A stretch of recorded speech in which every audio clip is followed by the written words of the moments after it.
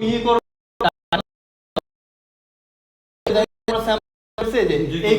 এরকম মিহি কোন হয় আপনার রেজাল্ট আরো ভালো বুঝা গেছে।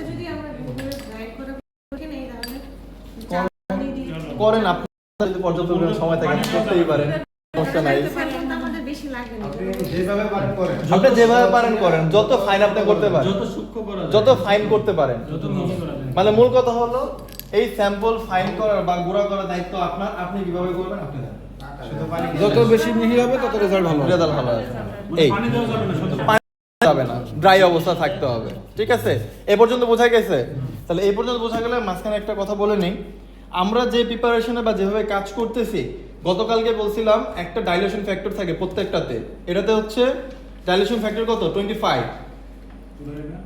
দেখেন লিখে আছে ডাইলেশন ফ্যাক্টর 25। তো ডাইলেশন ফ্যাক্টরটা একটু লিখে রাখবেন যে ডাইলেশন ফ্যাক্টর 25। এটা আমার ক্যালকুলেশন করার জন্য লাগবে এক। দ্বিতীয় কথা হচ্ছে যে ক্যালকুলেশন মেথড অনেকগুলাই আছে। আমি যে পদ্ধতি ক্যালকুলেশন মেথড করব বা অন্য কোথাও এই ক্যালকুলেশন মেথডে করে না, কিন্তু প্রসেস সবগুলাই সেম।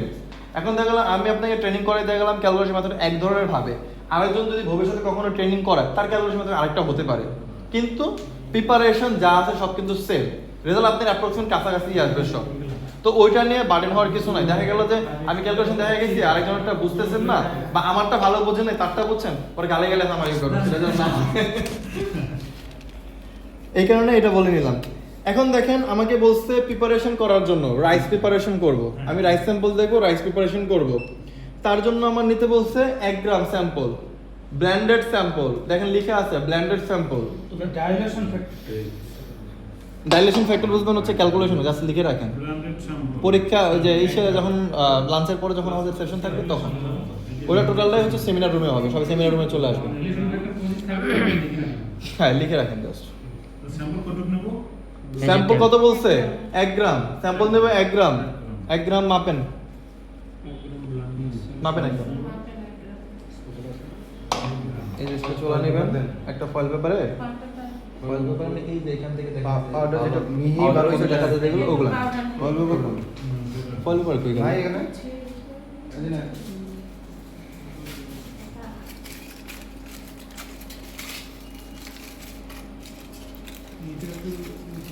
আপনি যে সাকিদা সেকেও নিতে পারেন। জিরো করা আছে, জিরো করা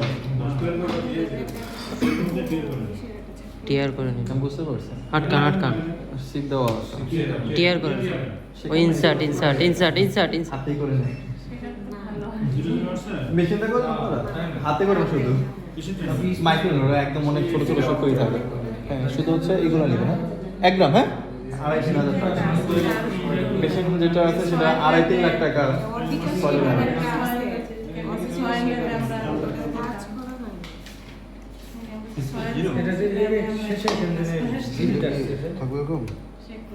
বাতাস আসে, দেন তাড়াতাড়ি দেন, যত তাড়াতাড়ি দেন। বাতাস আসে তো সরাসরি কখনোই হচ্ছে এসির ভিতরে দেওয়া যাবে না এক।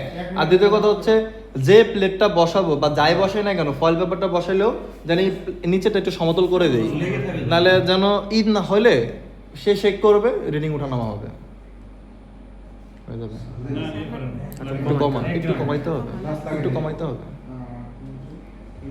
হয়েছে, এনাফ এনাফ এনাফ। ই করেন, প্লাস মাইনাস আছে, সমস্যা নেই, আপনি খুলুন, বন্ধ করেন। আচ্ছা দেখেন লিখা আছে টেক 1 গ্রাম প্লাস মাইনাস 0.5 গ্রাম।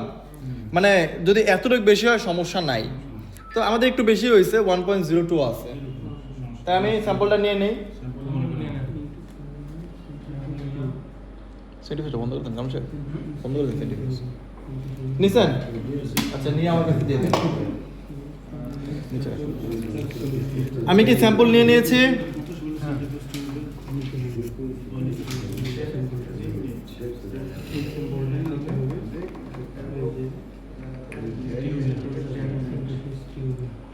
আচ্ছা আমাদের কাছে সেন্টিফিউজ টিউব নাই, সেন্টিফিউজ টিউব নাই। আর হচ্ছে সেন্টিফিউজ টিউব যদি থাকতো, আমাদের কাছে এত বড় সেন্টিফিউজ নাই, 50 ml টিউব আমি কাজ করতে পারবো।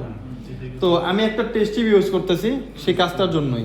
একটা টেস্ট টিউব নিলাম, টেস্ট টিউবের ভিতরে হচ্ছে প্লেস করব হচ্ছে আমার যে রাইস স্যাম্পলটা আছে, সেই রাইস স্যাম্পলটা আমি প্লেস করে দিলাম টেস্ট টিউবের ভিতরে।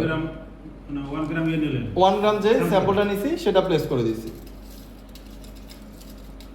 ওকে, প্লেস করে দেওয়ার পর তারপরে কি বলছে দেখেন, into 50 ml centrifuge tube নিলেন, হ্যাঁ নেওয়ার পরে তারপরে add 5 ml ওই যে extract solution এক্সট্রাক্ট সলিউশন যেটা করেছিলাম সেটা কত ml নিতে বলছে, 10 ml এর মধ্যে 5 ml নিতে বলছে।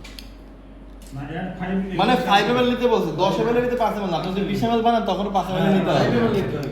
5 ml নিতে হবে, এটা হলো বড় কথা।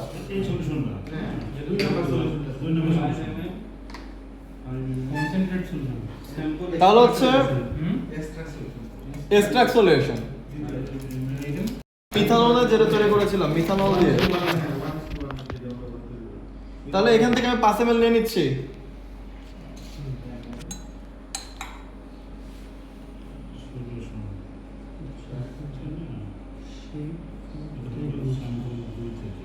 তাহলে 5 ml এক্সট্রাক্ট সলিউশন আমি দিয়ে দিলাম আমার স্যাম্পলের ভিতরে, দেওয়া শেষ।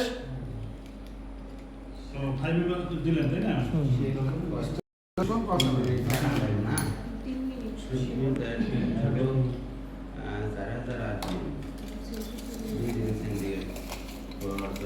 ওটা কি বিকার নিলেন নাকি টেস্ট হলো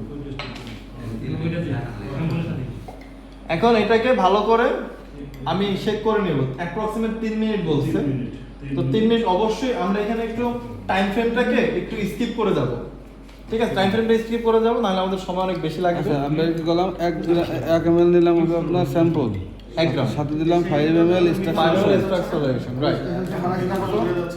কোনটা মিথাল তো একটু উড়েই যায়, এই কারণে ওদের ঢেকে রাখছি। যতই বানাই 5 ml 5 ml বানাইছিলাম। না 10 ml আচ্ছা এখন একটাই না, 5 ml তো মিথানল